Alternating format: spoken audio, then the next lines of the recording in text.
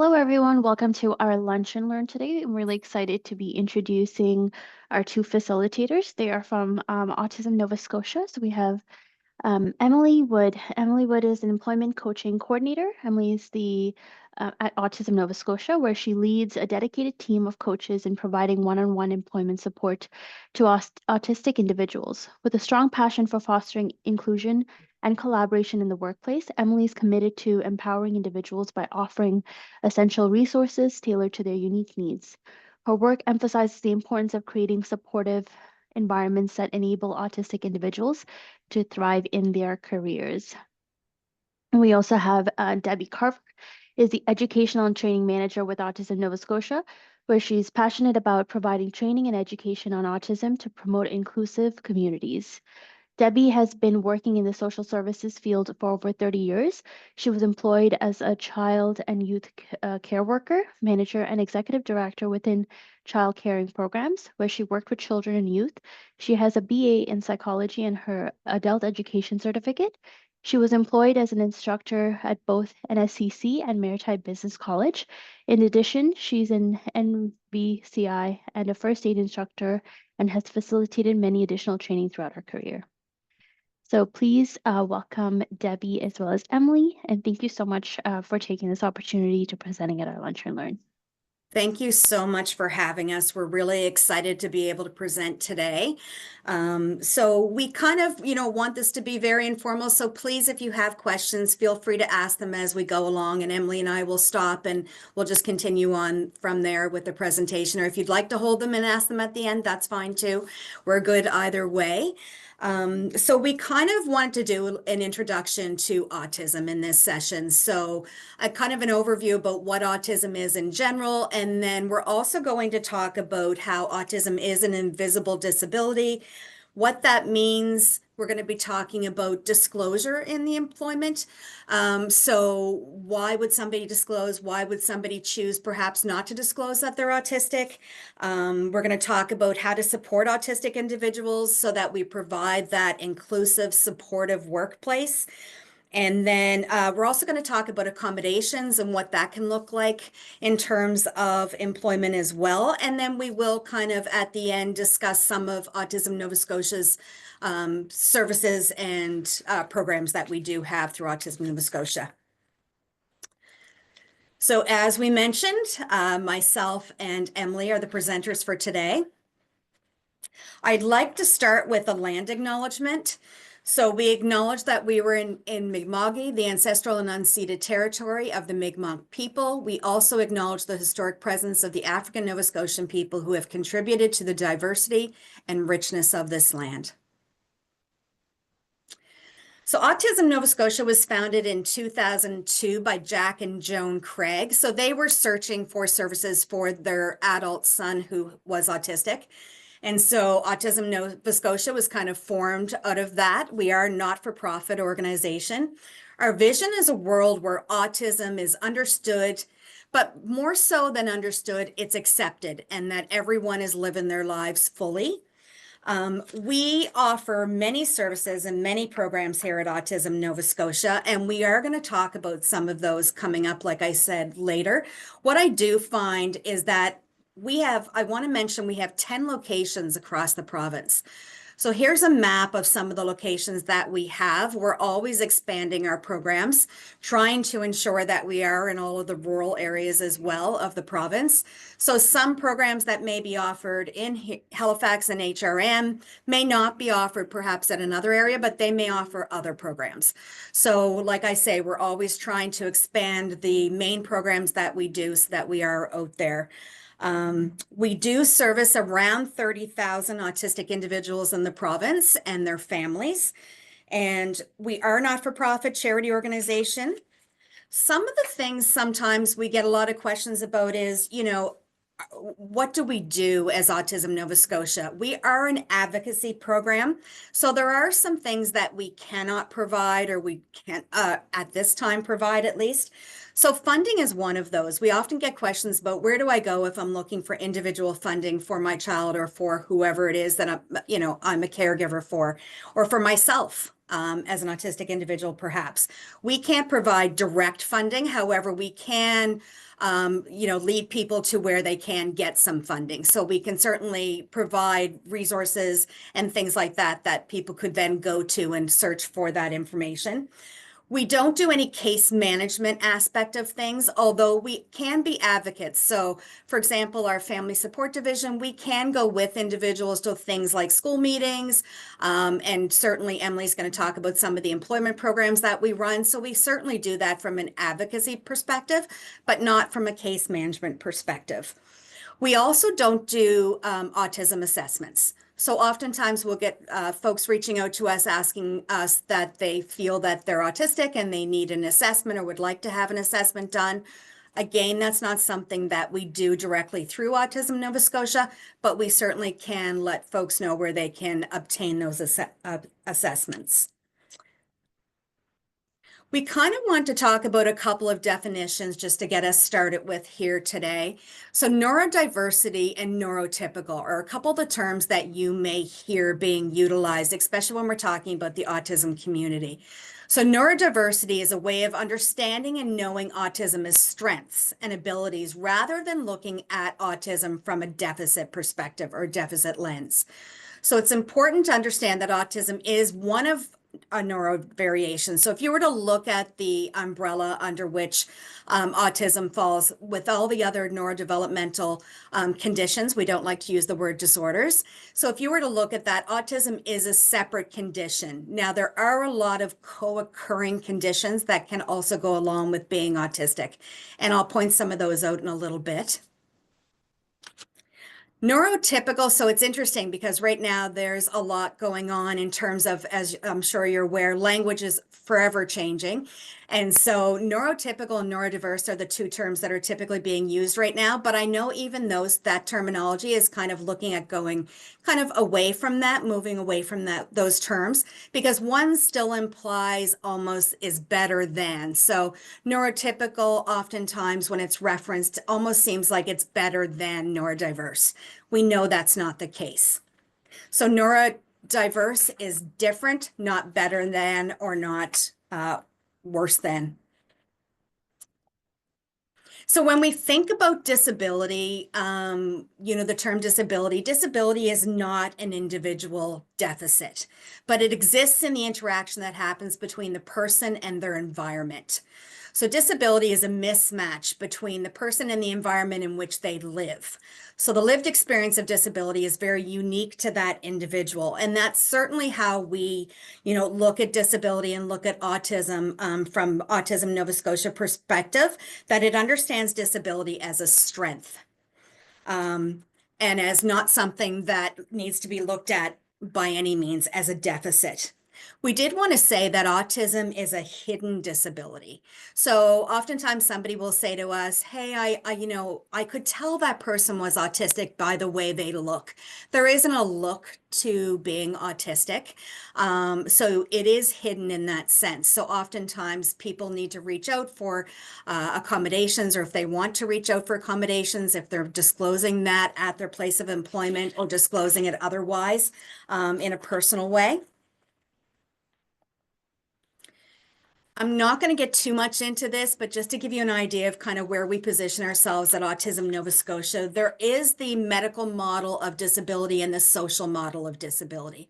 So with the medical model of disability, you'll kind of see the little diagram there where it kind of has the person in the middle and kind of all those arrows pointing to the person as being the problem, or the focus is on the person's physical body or mental state as a mental condition or a mental disorder. Autism is by no means that. Okay, so the impairments and chronic illnesses are often put on that person. So oftentimes if you hear people that are kind of adhering to the medical model of disability, there's this focus on curing, rehabilitating, or managing those impairments to help a person eliminate those impairments or experiencing less disablement by improving their condition. When supporting autistic individuals, we feel that it's better to focus on a person to gain access to resources and accommodations that they require rather than focusing on that actual diagnostic status. So we adhere to the social model of disability. So you'll kind of look at this diagram and kind of see where those arrows are pointing outward. So the social model of disability is certainly a shift in thinking in that attitude. It acknowledged that the structures in society, including that a lack of accessible design and attitudes, are often what disable people more than any medical diagnosis or impairment that they may have. So it really shifts the focus on systemic barriers and the exclusion by society created by those inaccessible or non-inclusive social norms, buildings, and things like that. Language check. We often get a lot of questions in around how to refer to someone that has autism. So there are two ways that individuals often refer to themselves. So there's person first language, which is really some people can be looking at that as very ableist origins. So ableism being discrimination in favor of able-bodied individuals, often heavily used by professionals and caregivers. And some people with disabilities, however, prefer this language. So some people prefer to use, I'm a person with autism, and that's perfectly okay. You're going to hear us throughout this presentation. We're going to use both person first language and identity first language, because depending on the individual, it's kind of like pronouns. We ask individuals how they would like their autism to be referred to. So some people will like to use I'm a person with autism, and others will prefer to use I'm an autistic person, which is identity first language. So it's really people that use identity first language, and it's very common now in both the autistic community as well as deaf community to use identity first language. So it's really reclaiming, taking back that language used by a lot of disabled individuals now.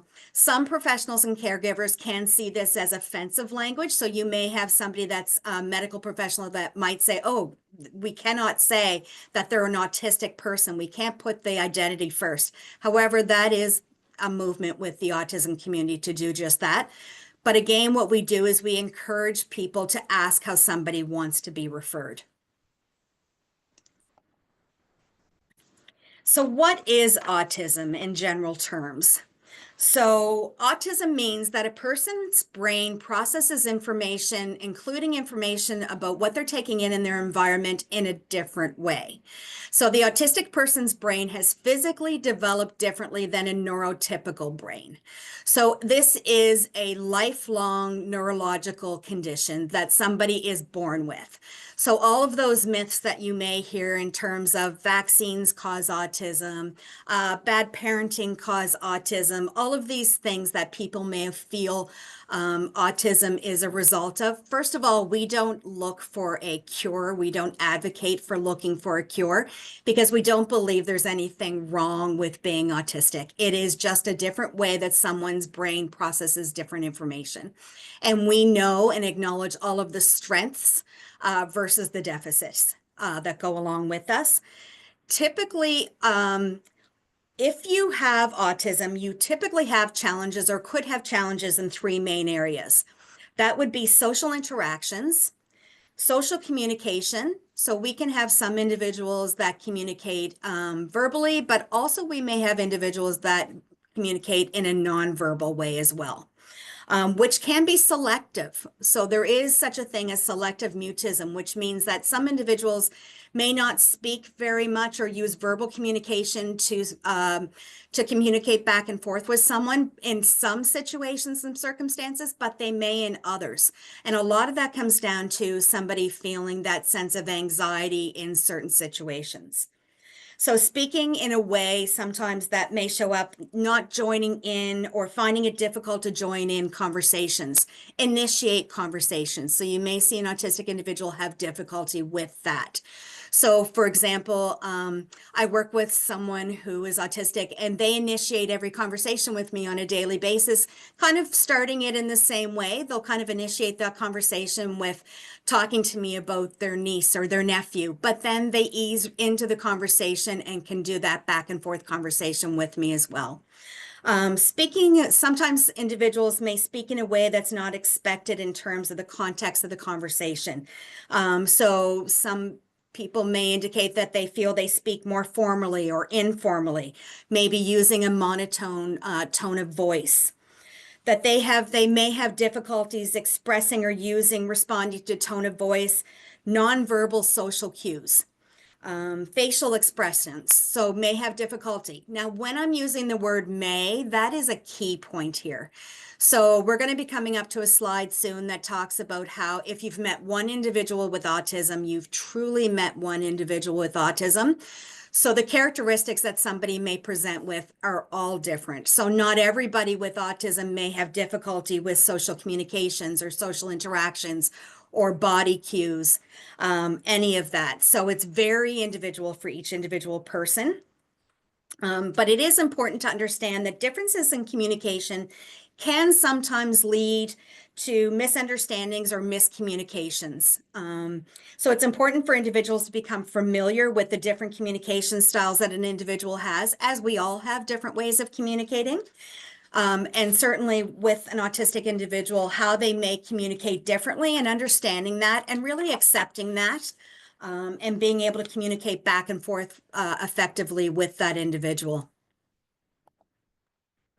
So when we look here, when we think of autism, and certainly how we used to look at autism in the past, for sure, we used to really look at autism in a very linear way. So an individual was deemed as either less autistic or more autistic on that, line of things. We now look at autism as kind of this circular, what it can actually look like. So because autism, I should back up.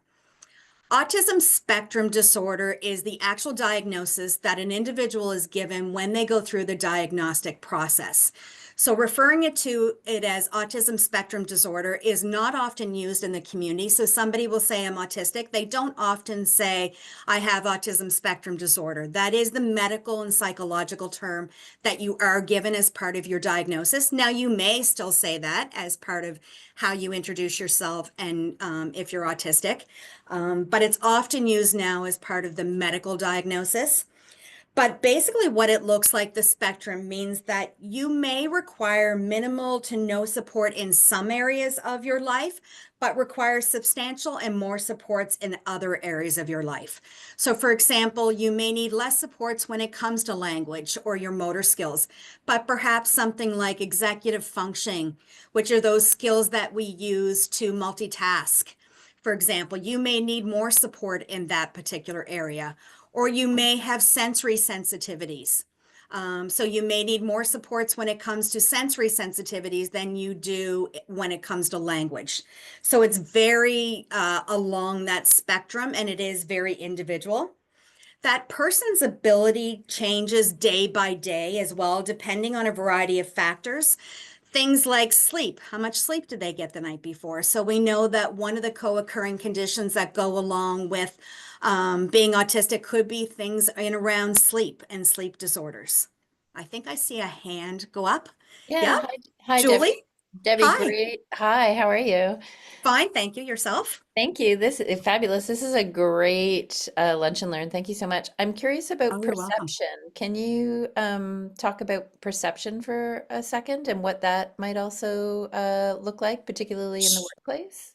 Sure. So I think we're talking kind of when we're talking about perception, we can be talking about things like proprioception, understanding how our body feels. And so we could be speaking about that. We could be speaking about kind of where your body is in relation to the rest of your environment as well. So it kind of talks about that. It also talks about kind of the lens that you're looking through as well, if that makes sense. Emily, did you want to add anything to that? Yeah, sure. There, let me unmute myself. Yeah, I think what comes to mind for perception in an employment setting is sometimes perception of events can be different. So if someone is starting a new job and they're having a great time starting that new job, but they might not be outwardly showing it, their manager or supervisor, they might perceive that as not having a good time transitioning into this new role. Whereas the autistic person's perception is like internally, they're like, this is great, I'm loving this job, but might not be giving those kind of like body or verbal cues to note that. So there might be sort of those like differences in perception, if that makes sense. Yes. It does. Great. Thank you for Yes. that. Perfect. So when we talk about prevalence, we often hear people say, oh, there's an autism epidemic right now. And there certainly is not an autism epidemic. What is happening right now is that our diagnostic processes have gotten better over the years. So we're certainly seeing a lot more individuals being diagnosed with autism. However, there are still many barriers to this diagnosis as well. We're going to go talk about that in a quick sec, but evidence has certainly shown that autism is similar amongst any community, culture, society, and socioeconomic statuses, and they're part of every society. Right now in Nova Scotia, we know that about 1 in 30 or 1 in 34 children entering the school system, for example, have a diagnosis already of autism. That doesn't take into account all of the children that are on wait lists right now to get that official formal diagnosis. And it doesn't take into account also individuals that may be choosing not to get a formal diagnosis. So we know from some of the programs that we run here, we run a program, for example, called Quick Start with children ages 12 to 36 months, and we work with their families. And we know that some families and caregivers are choosing not to go the route of having a formal diagnosis as well. So those numbers are definitely, 1 in 34 right now in Nova Scotia, but we know that they're probably a lot more than that. So we also know that those 1 in 34 children that enter the school system, they grow up. And so we have 1 in 34 adults. So when you think about this in terms of employment and you look around, the workplace that you may be working at, for example, chances are that there is someone that you're working alongside of that is autistic, whether or not they've disclosed that formally. And Emily's going to talk about that a little bit later.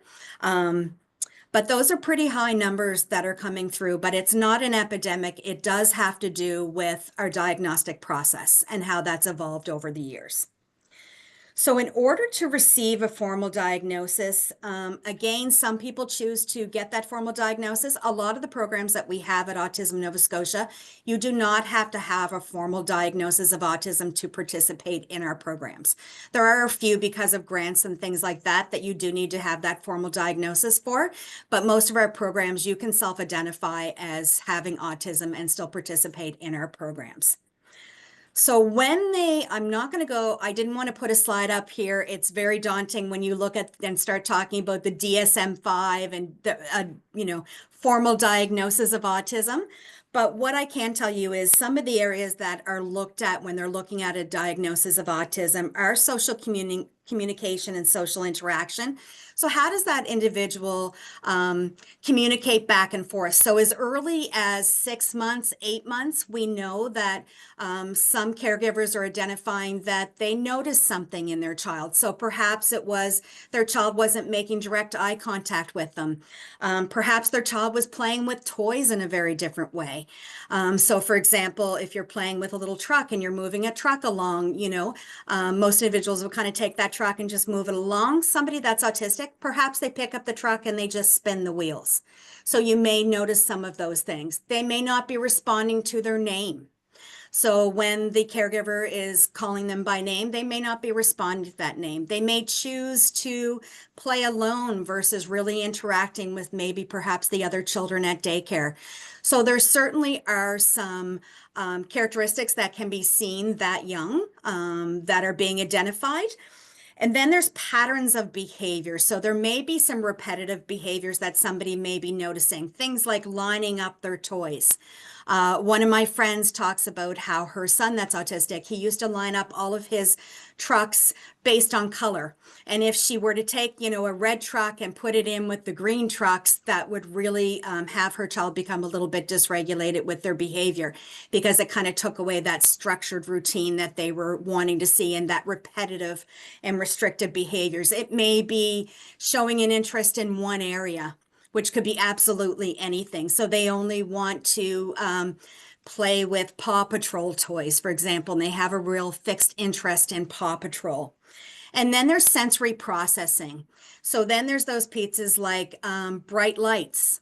So is the person affected by bright lights? So, I don't like overhead fluorescent lights myself, but for an individual that's autistic, they may describe that as very painful, that they actually feel pain when they're experiencing bright lights, itchy clothing.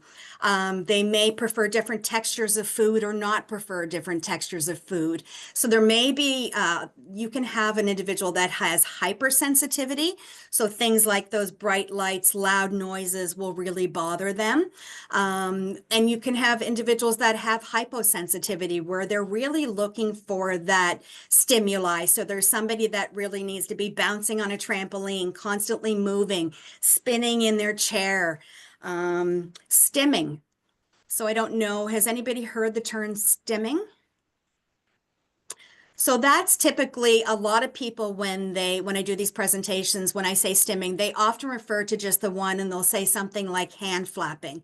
So you will see some individual that will make movement with their hands and they will do that. But stimming, truly, I believe all of us probably do some form of stimming.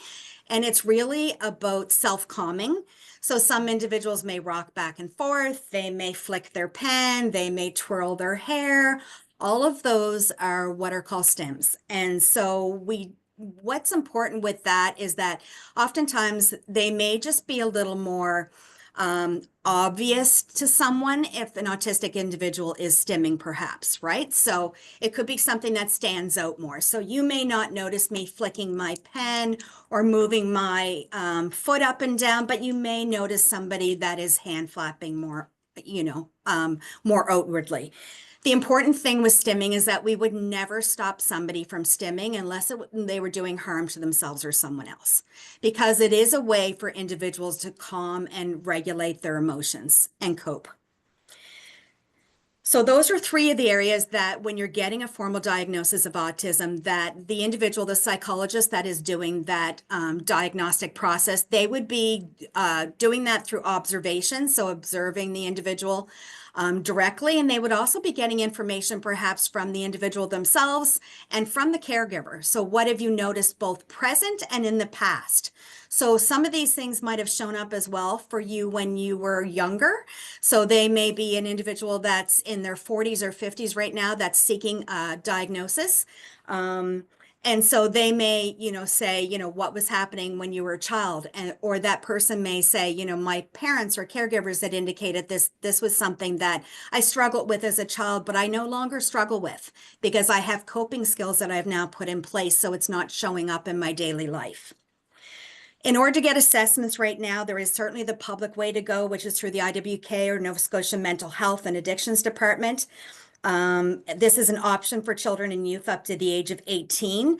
Does require a physician or a pediatrician referral. And then there's also the private route, which you can go through private practice through psychological services. And there are many psychologists in the province that do this. And we have been adding more, and I don't say we, but the province has certainly tried to, look at that wait list that currently exists for people to get that diagnosis and open that up for more people to be able to provide those assessments. If you go through the private route right now, especially as an adult, those assessments can be a barrier because they can cost anywhere from $3,000 to $5,000 to get an assessment completed. So you can see why that might be a barrier for some.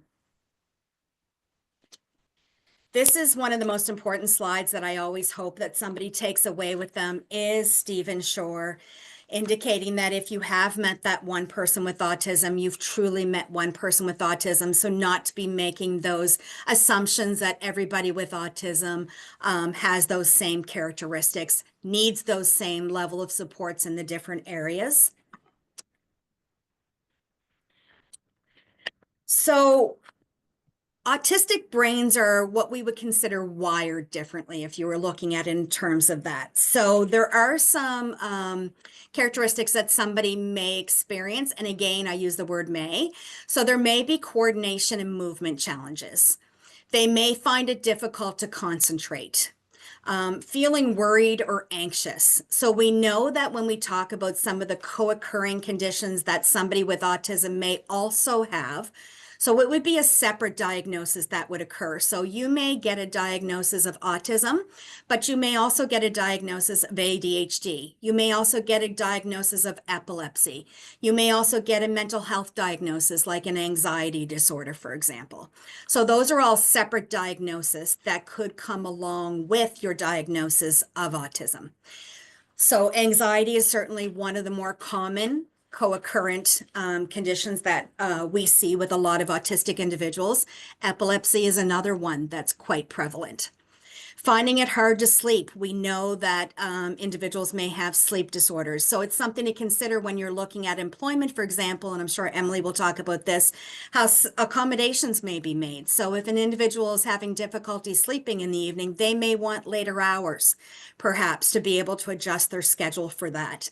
I know working with children that were had diagnosed autism is that they did have a lot of difficulty sleeping, and that would impact the school day the next day, of course, and every other aspect of their life because of that lack of sleep, of getting a good night's sleep the night before. They may need more processing time to learn new things or adapt to change.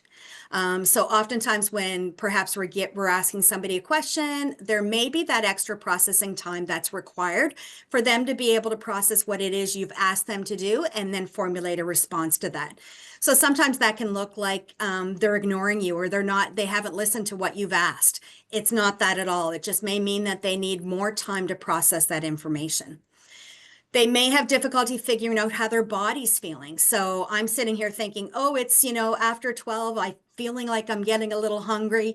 I can process that. I understand that that's what's going on with my body. That may not occur with somebody that has autism. They may find that more difficult. Needing assistance in practice to interpret those body cues and body language of someone. So if somebody's standing with their arms crossed, that autistic individual may interpret that as that person may be angry with me. Perhaps they might ask you straight out, are you upset with me? Because they're interpreting that body language as meaning you're mad with them.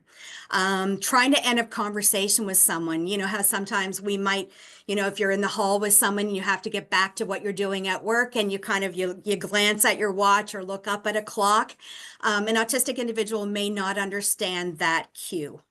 Understanding some of those, and I know Emily's going to speak to this in her section, but understanding some of those norms and some of those gray areas that we, may take for advantage as terms of, for example, I always give this one, emptying the water cooler.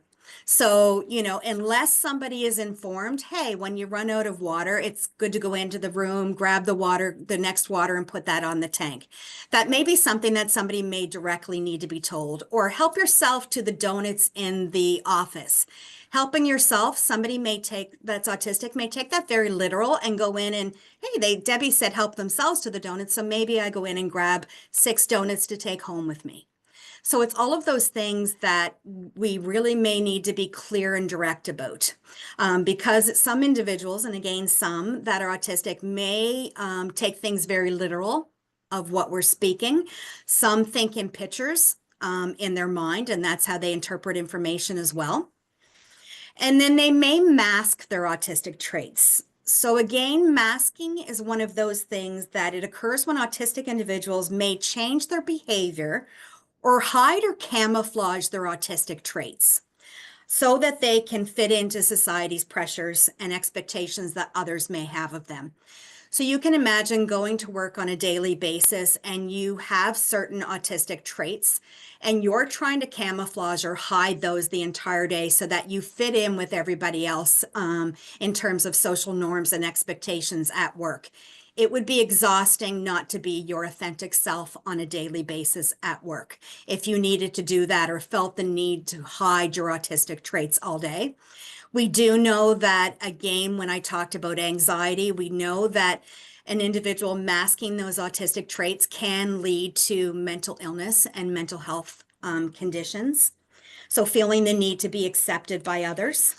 So choosing not to stim in public, for example, would be one of those ways that somebody may try and hide those autistic traits. I always like to talk really briefly, and by no means am I the expert in this area, but certainly talking a little bit about autism and mental health. We're going to talk about some of our services and whatnot later in the presentation, but just to kind of follow up when we talk about, a lot of prevalence with autistic individuals when it comes to things like anxiety disorder. There's certainly more prevalence as well for things like obsessive compulsive disorder, eating disorders, trauma. We know that the prevalence of individuals that are autistic and the level of trauma backgrounds that they may have and that they're going through that they have on a daily basis because of their autism or as a result of their autism, and living in a world that was not designed for them, living in a world that was designed for neurotypical individuals. So sometimes individuals that are autistic may have what we call meltdowns, which we can typically see. They're usually a response to their environment, perhaps. It could be a sensory overload. So, they go into a mall and there's so much noise and so many bright lights and so many things going on that you may see what appears to be an autistic meltdown. And so that's usually can be external. So we may see a child, for example, that's outwardly crying, may look like they're not listening to what their parent or caregiver is asking of them. They may be trying to elope or take off down the hall away from a parent. They're visibly having what would be considered a meltdown. So crying, yelling, that type of a thing.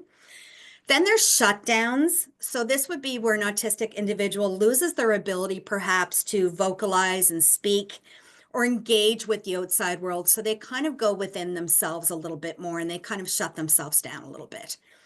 And then we have what's called autistic burnout that can also occur. And that's described by autistic individuals as complete exhaustion, a lowered tolerance for that stimuli, dysregulation, irritability, not feeling very motivated or having low motivation. You may see a decrease in things like self-care. A lot of individuals will describe that they're having a lot of difficulty with just wanting to kind of socialize and be in the world right now.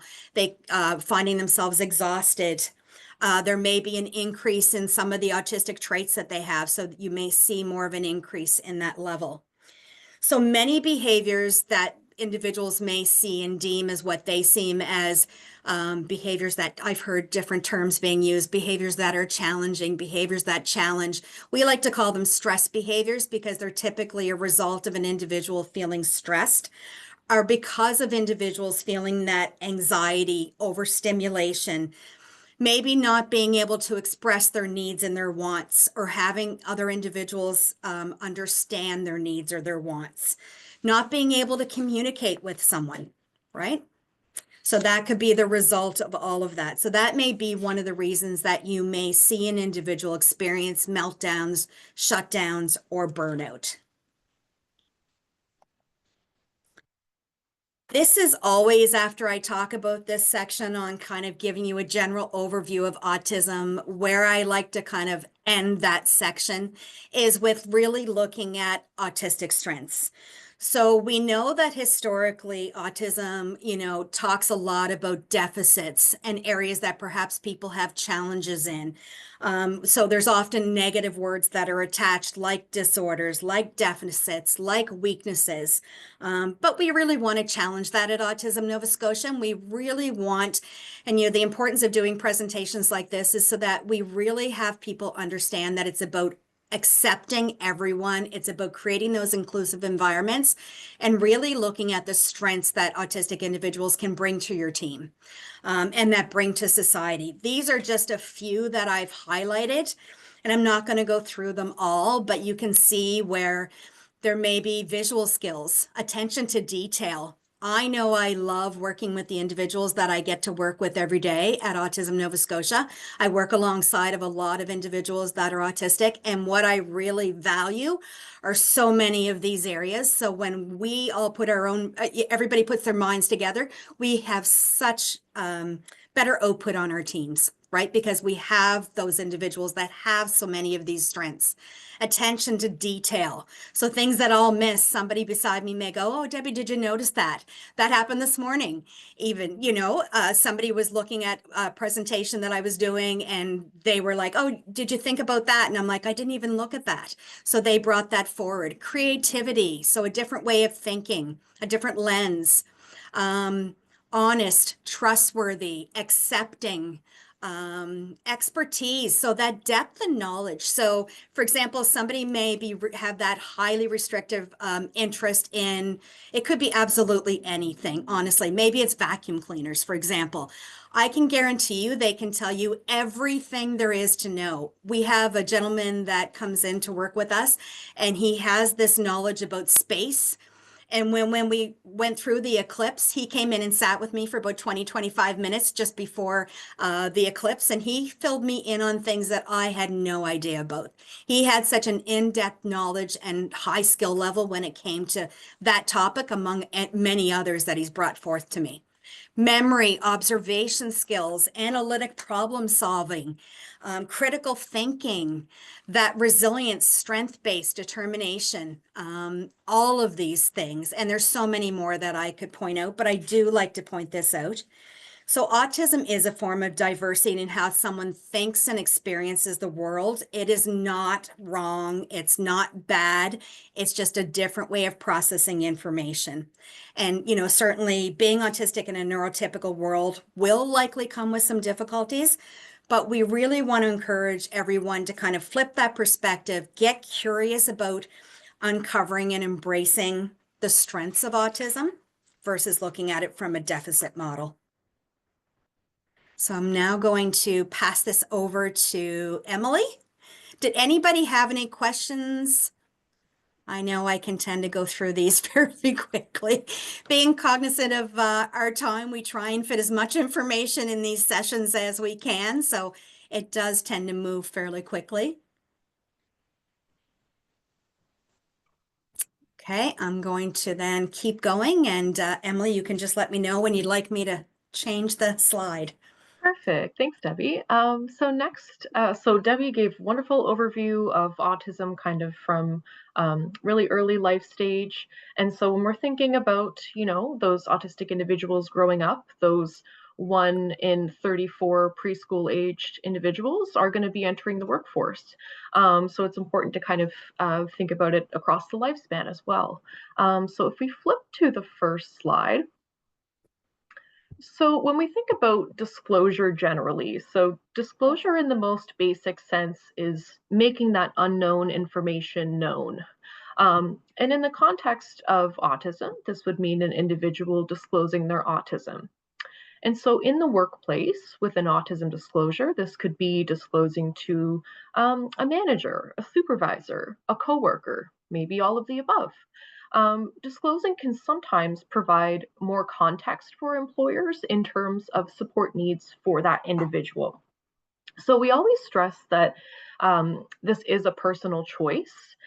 Some people feel very comfortable disclosing while others do not. And that might also be based on whether or not they do have that professional diagnosis or not. So as Debbie mentioned, very much a financial barrier for people to get that formal diagnosis. So sometimes individuals feel like, that self-diagnosis isn't going to be, I've heard people say it wouldn't be good enough for the employer, or it wouldn't, provide as much understanding. So yeah, it's always a personal choice. Working with people in employment, sometimes they'll ask me, should I disclose? Should I not disclose? And we can never sort of tell someone one way or the other what they should do, but we can provide support along the way for that. So as we flip to the next one, thank you, Debbie.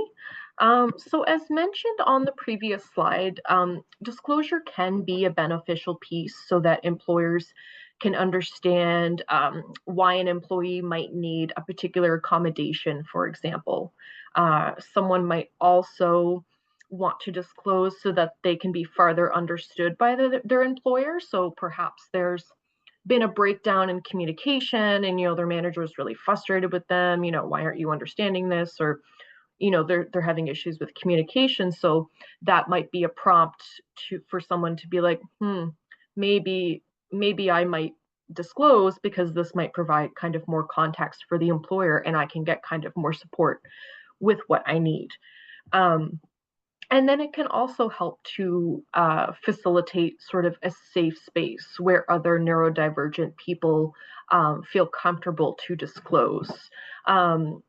That being said, the onus should never be on the autistic individual to be the sole creator or facilitator of these inclusive spaces. But if you're working with two neurodivergent coworkers that have already disclosed, like that might feel like you can also disclose. Okay, and then we'll switch to the next one, please, Debbie. So why might someone choose not to disclose? So unfortunately, while there can be benefits to disclosure, there are also many potential reasons why it might not be comfortable or safe for someone to disclose. Unfortunately, a lot of autistic working individuals have had very negative experiences with disclosure. As we know, our past experiences greatly shape us. So if someone has had really negative experiences with a supervisor or manager in the past, they might not feel like they want to disclose in their next job. That might feel very unsafe for them. We also know that autistic unemployment rates are extremely high. So sometimes that disclosure piece, it's really putting yourself on the line. It takes a lot of courage to disclose. So if someone discloses to you as a friend, as an employee, as a coworker, just make sure that you take the time to respectfully listen and ensure that that person's disclosure remains safe with you. So somebody might just want to disclose to their coworkers, but they might not feel comfortable with their supervisor knowing, for example. And it's also completely okay to ask the person if there was anything that you can do to better support them.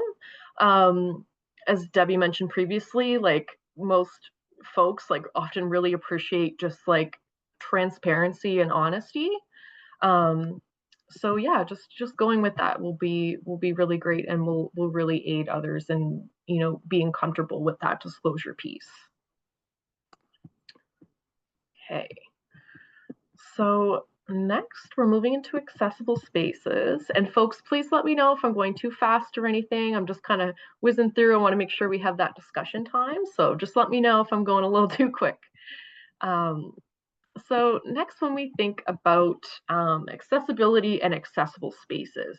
So when we first kind of hear the word accessibility, our minds usually jump to physical accessibility. So we picture a wheelchair ramp, perhaps a mobility device. But there's actually so many aspects to accessibility. So physical accessibility are those pieces I kind of mentioned, but it can also include things like incorporating plain language in work documents, or as Debbie mentioned previously, reducing that sensory stimuli such as fluorescent lighting. So these are all kind of ways to aid in that environmental physical accessibility. Social accessibility is the next piece, and it can be much more complex, and that has to do with, the slow shift from the medical model to the social model. And it really takes a lot of effort from, neurotypical allies to foster social accessibility in the workplace. So again, kind of taking the onus off the autistic person, and just making sure that these things are kind of already built into workplaces. So really having accessibility like at the forefront. So this can include celebrating diversity, meeting accommodation needs, transparency in terms of positions, wages, job tasks. For example, how many times, have we started a job and, we read the kind of roles and duties, and then and then you quickly realize that the role might be actually very different. So this kind of aids in that sort of just really honest, transparent ways that we can kind of include those like social accessibility aspects. And then the gray areas of work. So Debbie, you kind of mentioned on this with sort of like language and communication. So decoding workplace norms, what I mean by that are kind of those unspoken rules that we all kind of follow in society and in the workplace. So for example, if your shift starts at 8 a.m., you will likely be there at 7:50 or 7:55. Maybe right at 8, depends on your manager, right? But basically it's kind of the, it's the unspoken rule that if you're starting at 8, you'll be there to start at 8. Um, for example, an autistic individual with that kind of literal language, they might take that as like, okay, I'll show up right at 8 and then start from there, right? Um, Another example, it might be kind of a work social norm to all eat lunch together in the break room. Well, an autistic individual, like if they're not receiving that, maybe a specific invitation to join, they might just not pick up that it's a social norm that's in that particular workplace.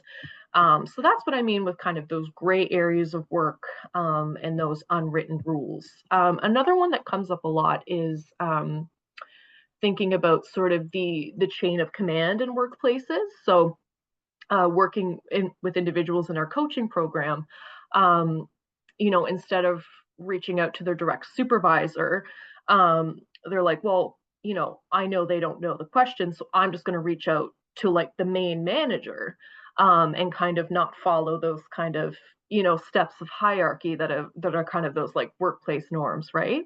Um, and so, yeah, logically, it would make sense to ask the manager that question. But there are kind of those social norms and hierarchies in workplaces, that sometimes don't make a lot of sense, and it can be kind of confusing, especially for someone starting their first job. Um, and so, going into workplace accommodations. So, as far as legal requirements go, in Canada, there is an obligation to accommodate employees with disabilities to the point of undue hardship. What does that mean? So, basically, undue hardship is basically at the point where the employer has exhausted all resources and they are at the point of undue hardship. Um, for an employer to reach the point of undue hardship in terms of accommodations, this is very unlikely to happen. Accommodations, for the most part, are actually like they're either free, very cheap to implement. There's, can be funding available. It's very hard for that employer to kind of reach that point of undue hardship. For example, so we talk about like, what's a reasonable accommodation depending on the role. Um, an unreasonable accommodation, for example, might be someone who wants to be a lifeguard but can't swim. And so if they're asking not to swim in that role, then that would be an unreasonable accommodation. But 9 times out of 10, and sometimes even 10 times out of 10, accommodations are very much able to be implemented quite easily.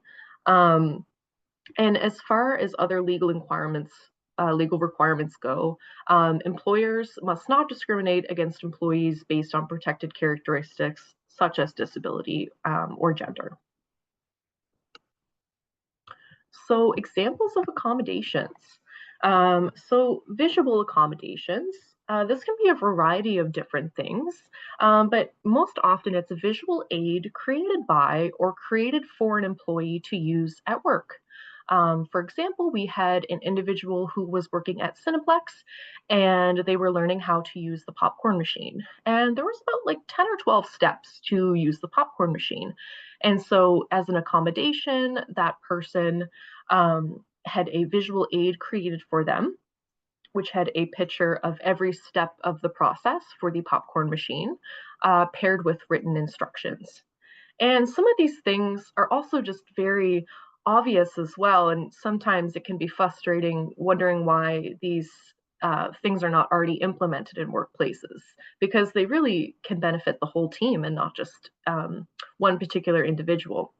Another form of accommodation could be a task list, something that also seems, very obvious to have in a role, but sometimes these things don't exist, and employers can rely on employees to just, listen to verbal information and tasks. And if people have trouble kind of retaining just verbal information on their own, those task lists can be really helpful. Yeah, and so I had mentioned the popcorn machine, and then also just reminders or signs posted in the workplace. Physical accommodations. So again, sort of physical accessibility, physical accommodations. These are usually most thought of when we think of accommodations. So this would be a physical object being used by an employee while completing a task. An example of that could be a stool that someone uses to take short breaks on, if someone has a role in which they're standing for a very long time. As well, an employee might like to use a timer when completing a task to ensure time management.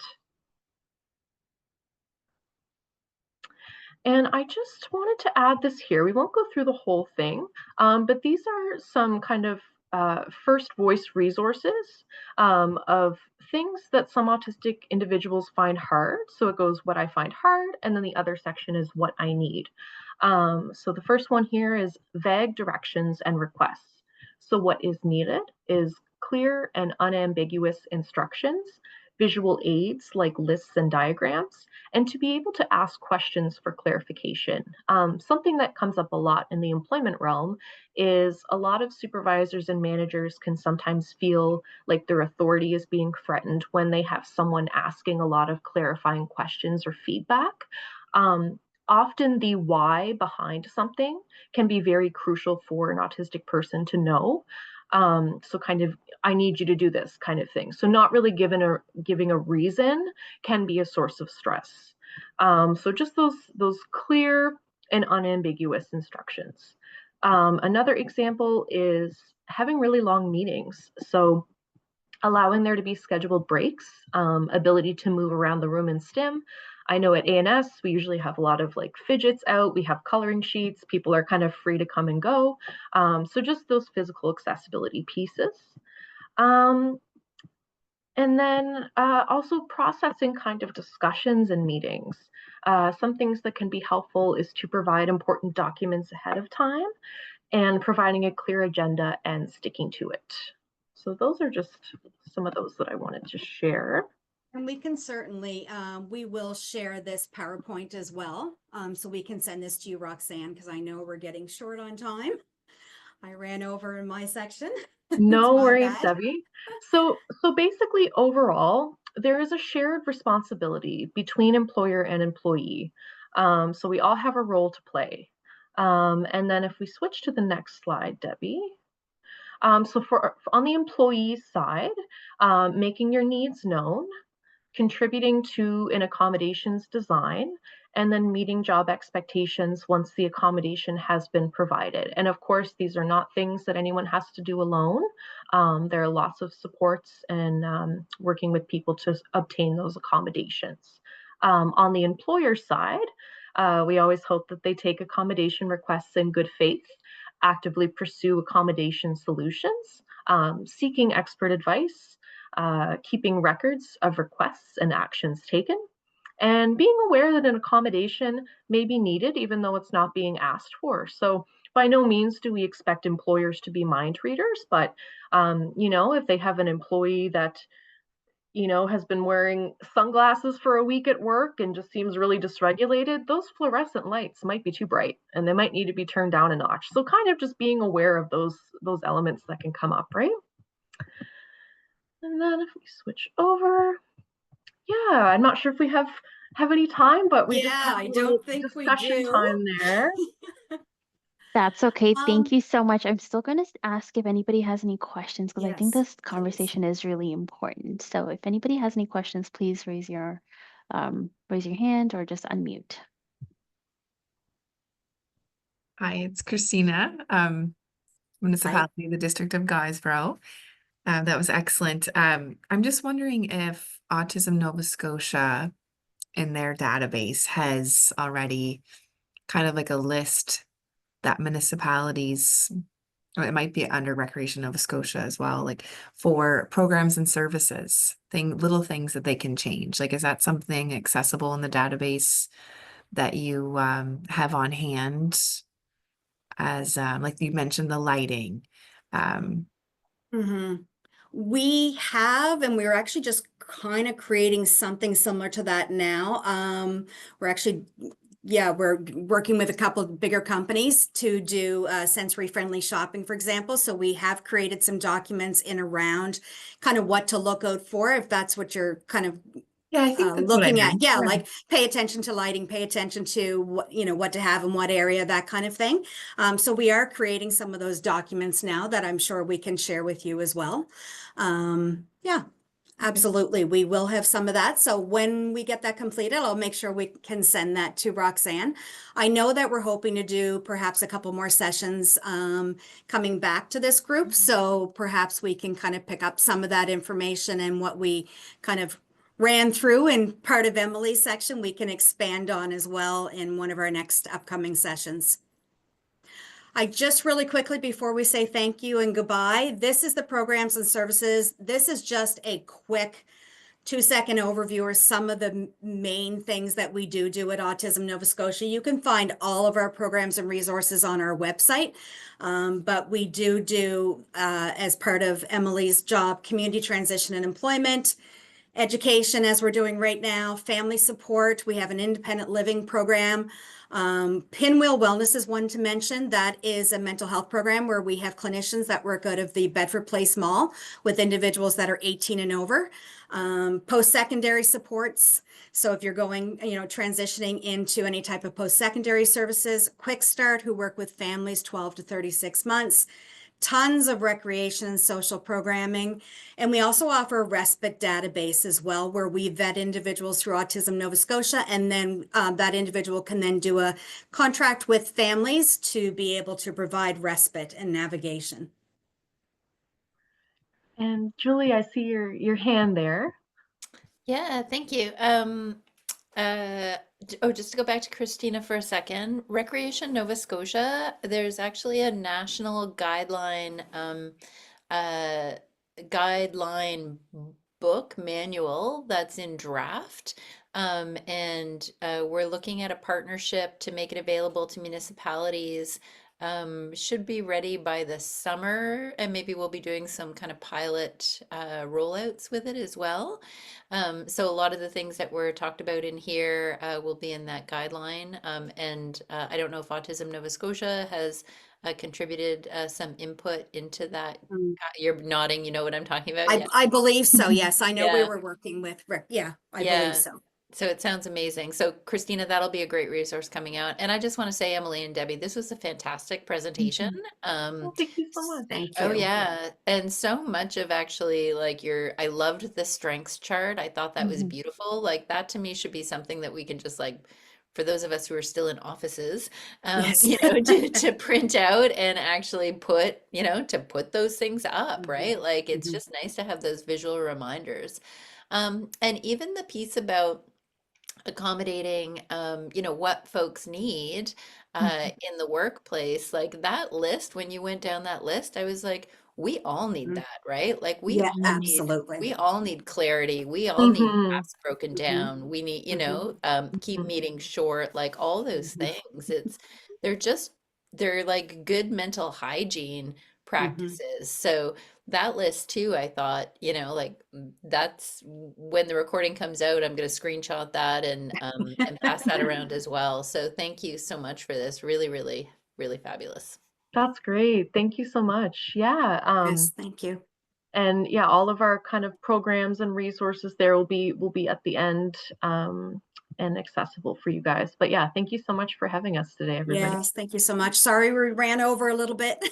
That's okay. This is, I think, such a valuable conversation that we're having. And I just want to once again reiterate what Julie kind of mentioned. Thank you so much, Debbie, as well as Emily, for doing such a great presentation. And this presentation really focused, kind of staying away from like the societal barriers and really focusing on individual strengths and showcasing how workplace accommodations can really unlock remarkable talents as well as opportunities. And this conversation needs to continue as we move along, even working with municipalities, focusing on their accessibility plans that are coming up April 1st. This information is really valuable to kind of be embedding into their plans. And so we are going to put this recording on our Municipal Ideas website as well. Since the presentation has been such a great success, we'll hopefully be taking this presentation as well as putting it on our Municipal Ideas website. So municipalities have a resource with Autism Nova Scotia, and we'll be able to access it. And we are really excited to schedule the next couple of sessions with you folks Yes. because this has been a great conversation. So thank you once Great. again. And also forgot to mention that this Lunch and Learn is funded by our Accessibility Directorate. So thank you all for sharing in this conversation as well as being here for our Lunch and Learn today. Thank you so much for having Thank us. you. Bye. Bye. Thank you.